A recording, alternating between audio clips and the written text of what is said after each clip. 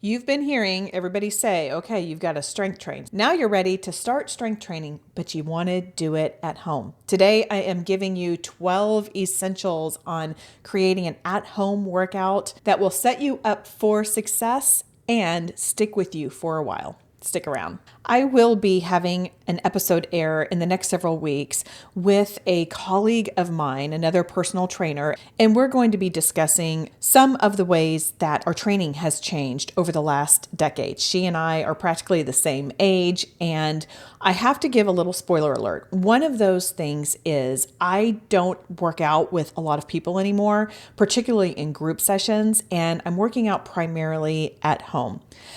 From discussions I've been having with other women, they are doing this as well. Yes, a lot of women have their particular gyms that they like to go to, their communities there. And if that is you, I say go for it. I'm so happy for you. As you know, community is such an important part of our health, of our longevity.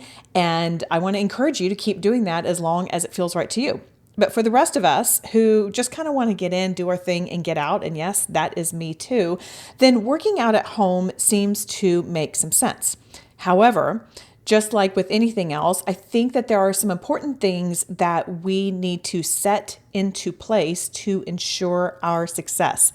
Today, I want to give you 12 things, and I promise it's not super overwhelming, but 12 things to consider when you are working out at home. Whether or not you are just now starting because the world is telling you to strength train and lift heavy and do all the things, and if that lift heavy thing sounds like kind of confusing and overwhelming to you, be sure to listen to my episode from 2 weeks ago that is entitled What Lifting Heavy Means for Women Over 40. And then, of course, if you have your weights, if you have your 10s and your 15s and you are out strengthening them, I know that's not a word, but I'm going to call it that, then you can listen to the episode after that, which is how to lift heavier without heavier weights. So those two go right into this episode where I want to talk about creating a sustainable and successful at-home workout.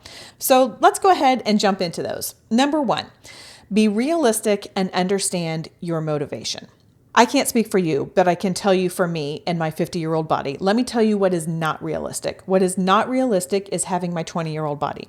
What is not realistic is jumping into a workout without warming up, without doing anything, and expecting that it will just follow suit without complaining in terms of either injuries or strains or just being really, really sore the next day. That may be similar for you, or maybe something similar for you is what's realistic is not saying that you're going to work out every day.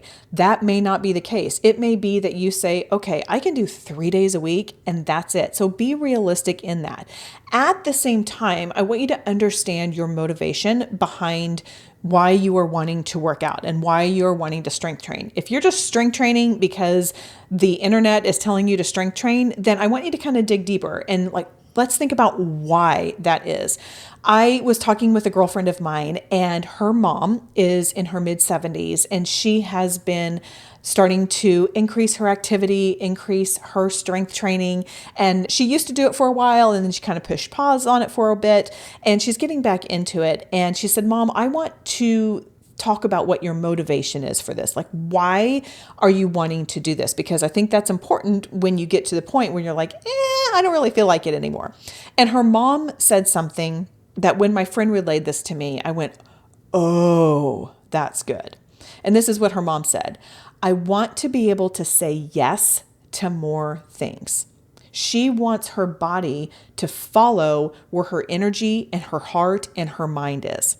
Sometimes we kind of have to boss our body into place, and that is part of understanding our motivation. Now, obviously, bossing your body doesn't mean like taking it through this no pain, no gain. You know that I'm not on board with that.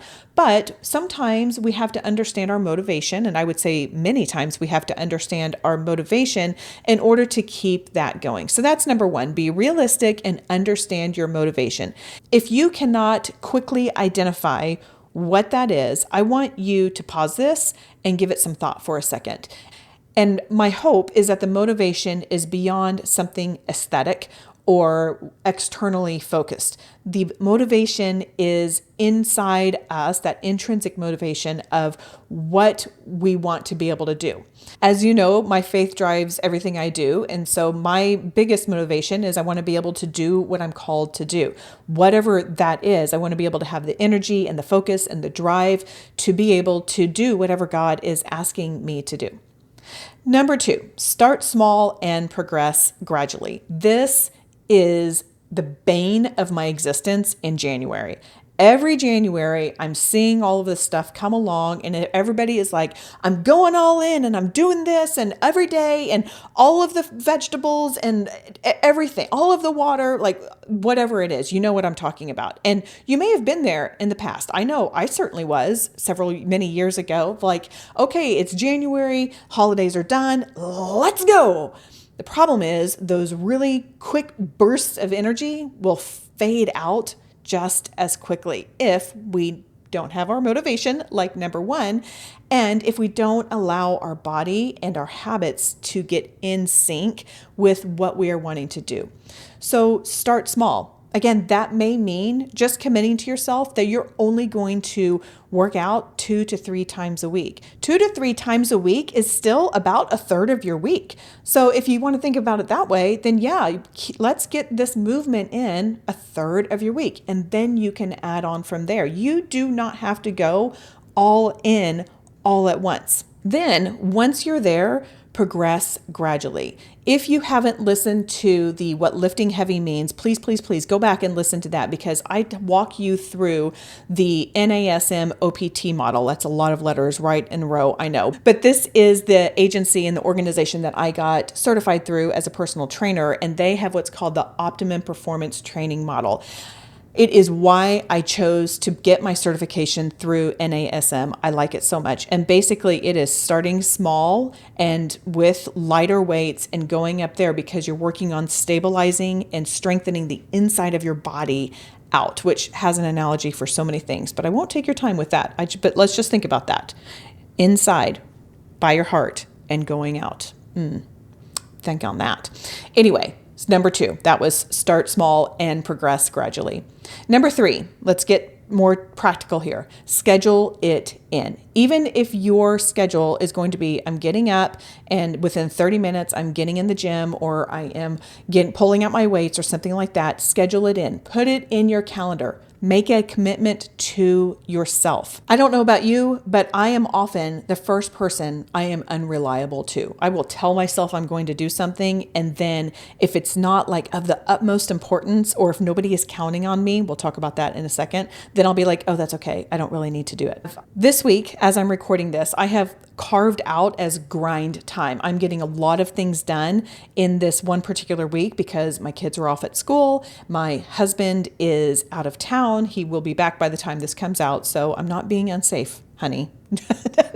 Don't worry. But I'm here by myself. And let me tell you, I am grinding. Also, I stepped back when I was planning this and thought, okay, what would make this a successful week?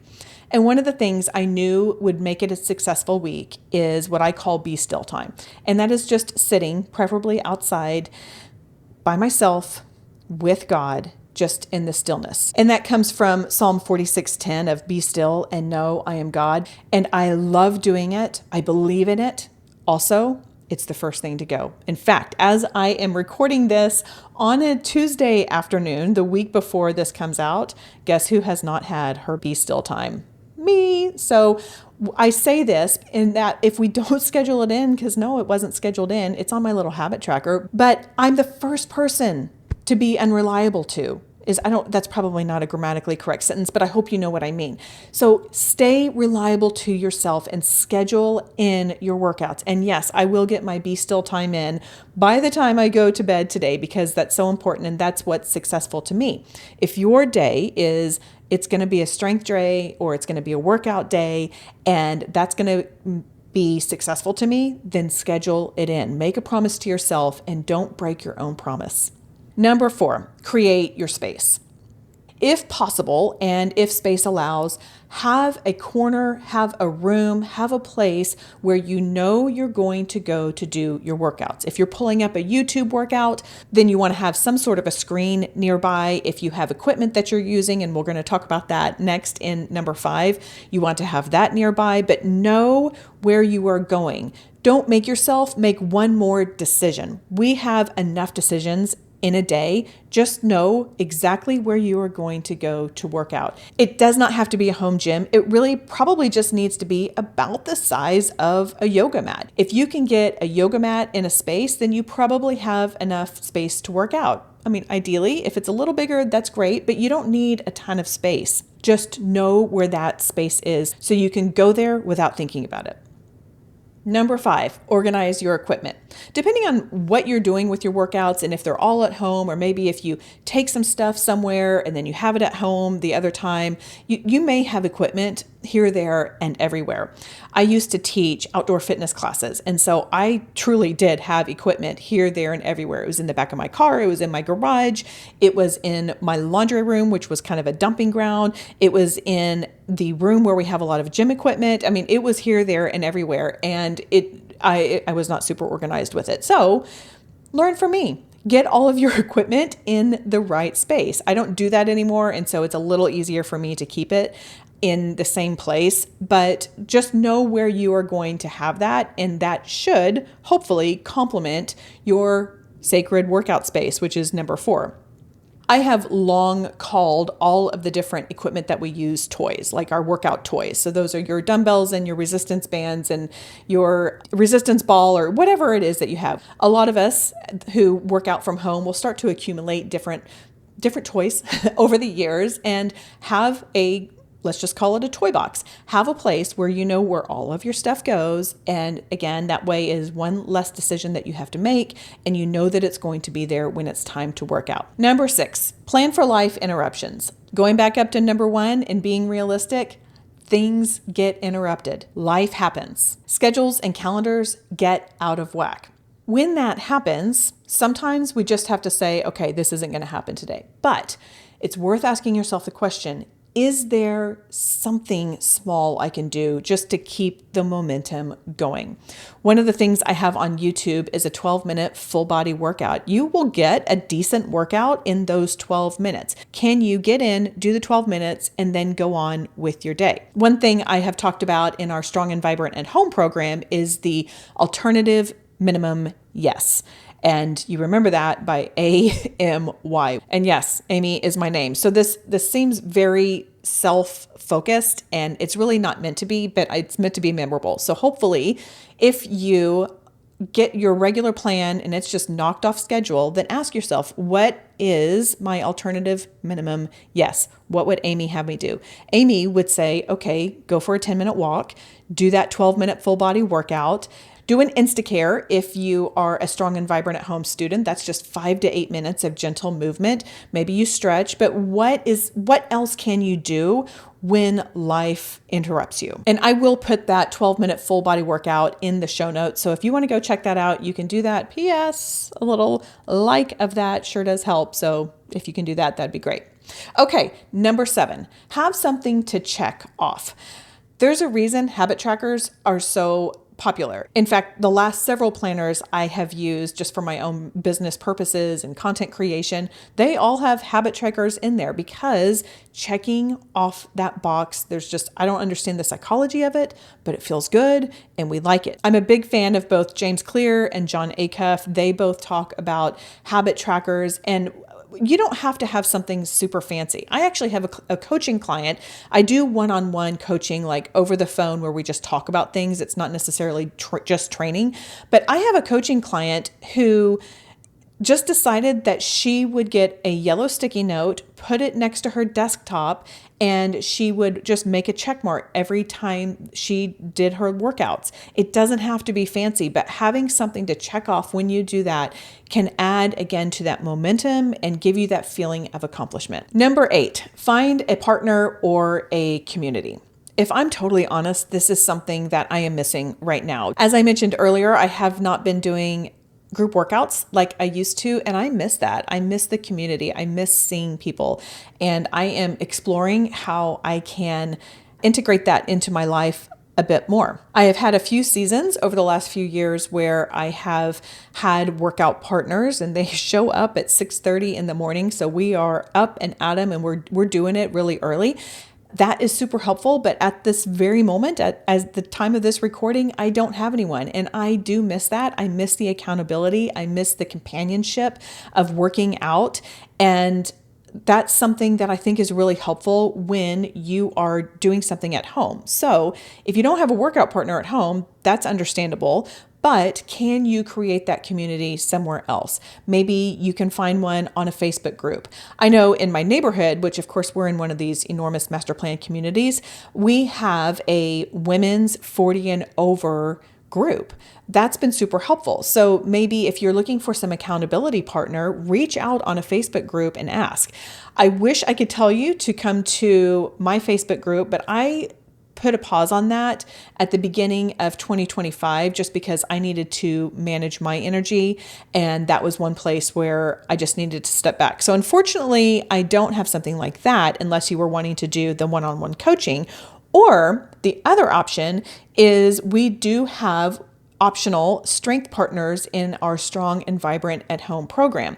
That was one thing I heard a lot when I was speaking with people about developing this course. And that was an element that was enjoyed and appreciated by many of my students, which is the strength partners. And this was just an optional accountability partner. And the students replied and said, yes, I want a partner. And I just kind of matched them up. And that's another great way to do that on Strong and Vibrant at Home. Also within this program, we have weekly office hours. So that's a great place to come on. And the office hours are live Zoom calls with me. You get a little encouragement. We'll have a focused discussion in this round, and you'll get to see other people. So it's kind of a way of showing up and saying, hey, not only am I showing up now, but I showed up on the times that I committed to myself that I wanted to do it. But finding a partner in a community can be a wonderful help, especially on those times that you're like, I don't feel like it. So give some consideration to finding one of those. And I'm just going to say this. I have no basis for saying this, but I don't think that should be your spouse. Because I don't know about you, but I don't want my husband micromanaging me. I don't want him holding me accountable. That is not the kind of relationship that, let's just say, that's not the kind of relationship that encourages us to thrive. So find accountability in the person who you will receive a loving kick in the pants from. And for me, that's not my husband. You decide if that's right for you and your spouse. But for me, no, thank you. Okay, number 9, going back to some applicable stuff. I want you focusing on what I call functional movements. They're also called compound movements. These are movements where you really get the maximum benefit in the minimum amount of time. And you've heard me talk about these before. These are your pushing, your pulling, squat, hinge, single leg, and then depending on which agency is talking about, it's either rotational, which is going kind of across your body, or a carry.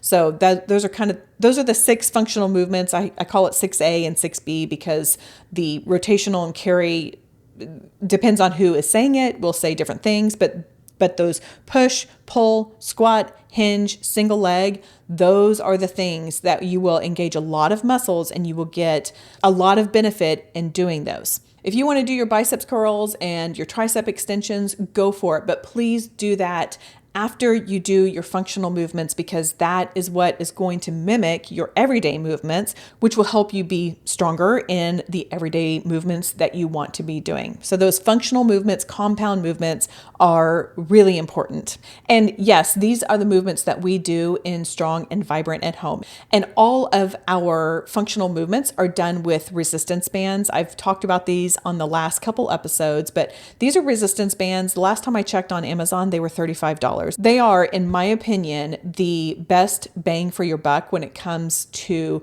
finding the right resistance. Do they do everything? No. But if you are just getting started, if you are in that strength stabilization, strength endurance phase that we talked about in What Does Lifting Heavy Mean, they're great for you. And you can utilize those for so many different functional movements. Number 10, watch your form. which I realize is hard to do if you're working out at home.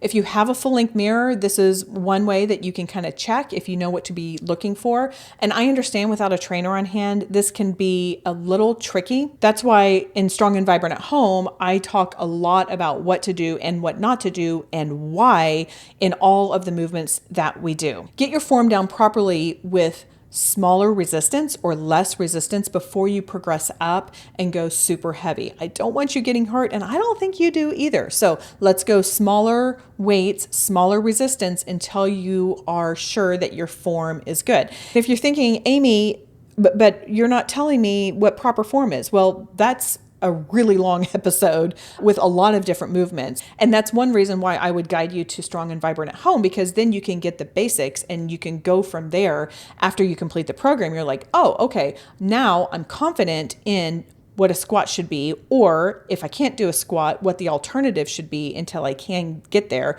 if it's possible to get there. Number 11, listen to your body. Look, every day is not going to be the same. We wake up with different energy levels every day. We have different sleep schedules, we have different stress points, we have different responsibilities put on us, and our body will respond on that. We are not at the point to just power through and go through it. You've got to respond and listen to your body, which means maybe instead of a regular workout, you bump that down to that 12-minute full body that I was talking about, or an Instacare if you have Strong and Vibrant at Home, or stretching. But listening to your body and responding is very important. Yes, you might need to give yourself a kick in the pants, but that's only for you to decide. I have training clients where they'll show up, where they'll text me ahead of time and say, I have been in major stress mode. We've gone through a lot recently. Can we just take it down a notch? And we will. And they're not getting any less strong because they're taking an occasional day to take it down. And we do mobility, we do stretching. So that is always an option. I do like for you to continue that momentum of movement, but your movement can be different than what you expected it to be. Finally, number 12, celebrate your non-scale victories. As an intuitive eating focused program, I do believe that we can achieve health at every size through our movement, through our eating, and however our body shakes out from there, then that's where we are. Your scale goals may not be reflected with your health changes. So don't equate the scale to success. Start noticing other things. Are you getting stronger? Are you sleeping better? How's your energy? How's your mood? All of these things that we sometimes take for granted and may not attribute to what we are doing in our movement. So don't forget that your movement can have wonderful effects elsewhere besides just your body size. So those are the 12 essential things for having a successful at-home workout. Before we wrap up, I have two things. Number one, I have talked about my Strong and Vibrant at Home program a few times. The doors will be opening September 2nd, 2025 and closing on September 11th. If you are listening to this live as this comes out, that is next week. You can sign up to learn more information and to be sent information over at gracedhealth.com/waitlist. And I will be sure to get all information to you when that starts coming out. The bonus is, if you get my emails, then you will also get a discount code that you can use for this upcoming round. The program starts September 14th. It finishes November 1st. That is our 7 weeks, and we will all be doing those together. So this is a wonderful opportunity for you to join in, get your community, get your form guidance, and have someone tell you exactly what to do in just the nicest way possible, in the most grace-giving way possible. That's just how I operate. You can learn more about it by going to gracedhealth.com/strong-and-vibrant. That'll give you all the information that you need to know. Secondly, I got to give a shout out to those of you who have subscribed to the YouTube channel recently. I had this lifting heavy episode that I talked about a couple times just kind of blow up for me in my little small Graced Health corner of the world, I don't know, it just got some traction, and there's a lot of new faces and a lot of new emails, and I'm really excited that you're here. So I'm glad you're here. Thank you. If you are a new watcher / listener on YouTube, then I want you to comment down below and just say, hey, I'm here, and I would love to welcome you into this Graced Health space. And finally, if you are thinking, maybe I want to find an accountability partner, maybe I want to find a strength partner, then what I encourage you to do is take this episode, send it to a friend and say, won't you be my strength partner? Or something like that. Look, I grew up watching Mr. Rogers, so won't you be my neighbor? Won't you be my strength partner? You get it. You get it. You've probably watched Mr. Rogers as well. Regardless, share the episode with someone who you think would find this valuable and helpful. Okay, that is all for today. Go out there and have a great